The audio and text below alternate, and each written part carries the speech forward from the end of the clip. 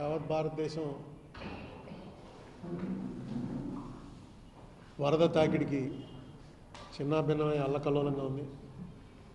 మనకి రెండు రాజధానులు హైదరాబాదు, విజయవాడ, రెండు రాజధానులు కూడా ఊహించినట్లు, ఇంతకుముందు ఎప్పుడు ఊహించలేదు.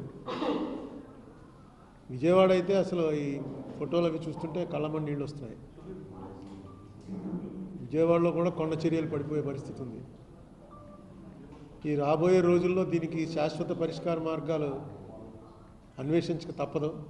ఏదో ఆ టైంకి వచ్చిందిలే, వెళ్ళిపోయిందిలే, మళ్ళీ నెక్స్ట్ ఇయర్ కదా, నెక్స్ట్ ఇయర్ చూసుకుందాం అనుకునే పద్ధతి కాకుండా ఇదేదో, అందులో ఆంధ్రాకి ఎక్కువ ఉంటుంది, ఎందుకంటే ఇక్కడ చాలా నదులు ఉన్నాయి. కృష్ణానదికి ఇలా వస్తుందని నేను అనుకోలేదండి ఎప్పుడు, ఎందుకంటే కృష్ణానదికి పైన అంతా బ్యారేజీలు, ఆనకట్టలు, ప్రాజెక్టులు. మన గోదావరికి అయితే ధవళేశ్వరంకిను